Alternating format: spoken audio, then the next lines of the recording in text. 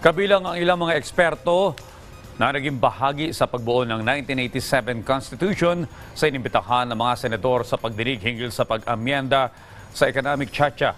Ilan sa kanila ang pabor na tanggalin ang ilang restrictive economic provisions ng saligang batas. Si Daniel Manalastas sa detalye.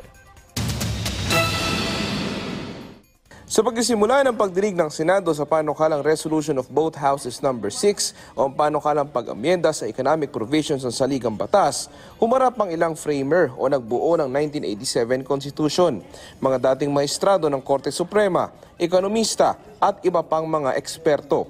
Ang ilang framer ng 1987 Constitution pabor sa pagtanggal ng ilang restrictive economic provisions ng saligang batas, tulad ni retired Justice Adolfo Ascuna. I believe that it should not be in the Constitution. It should be in an ordinary legislation. I'm for restriction, but it should be flexible. Economic provisions, economic policy should be flexible to meet changing times in the economy. Pero may napansin siya sa RBH 6 ng mga senador na tingin niya ay dapat mabago.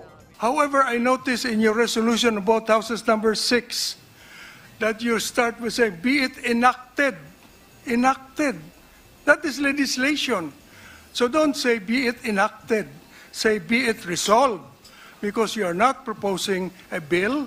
You are not proposing to make a law. You are proposing to amend the Constitution. Pero hindi kapares sa Ascuna ang pananaw ng ilang framer ng 1987 Constitution. Katulad na lang ni dating Supreme Court Chief Justice Hilario Davide.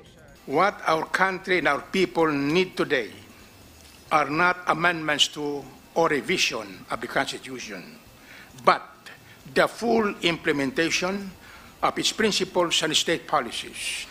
Ang mga senador siniguro namang hindi mamadaliin ang pagtalakay sa pag-amyenda ng saligang batas.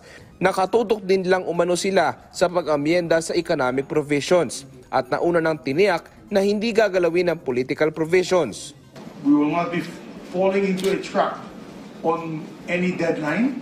We, ladies and gentlemen here in the Senate, will make sure that we deliberate this as much as possible and come out with the best outcome for our people. And so with that, I give my full support to our chairperson, Senator Sani Angara. The timeline is in your hands. Huwag natin isipin na ito ay isang milagro na pag pinasa natin ay darating bigla at kakatok sa ating mga pintuan ang mga mamumuhunan at mga negosyante. Dahil tulad ng sinabi ng ating mga kasama, maraming factors po yan. We will continue to be vigilant habang nakatutok po tayo dito sa RBH 6 hearings. Todo bantay din po tayo sa galaw ng mga kasamahan natin. While we make sure that RBH 6 sticks to the original intention to amend only economic provisions of the Constitution. Ayon kay dating Finance Secretary Gary Teves, ang pagtanggal sa restrictive economic provisions ay mas makakahikayat ng mga foreign investors. Bagamat may mga liberalization laws na raw sa nakalipas na administrasyon, pero tila hindi pa ito sapat. The Philippines still lags behind its ASEAN peers in foreign direct investment. Data as of 2022 indicate that Indonesia, Vietnam, Malaysia, and Thailand have surpassed the Philippines in attracting foreign direct investments.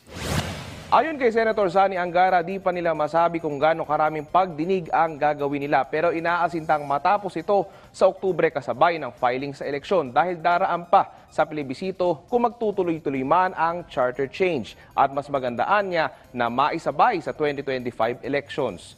Daniel Manalastas para sa Pambansang TV sa Bagong Pilipinas.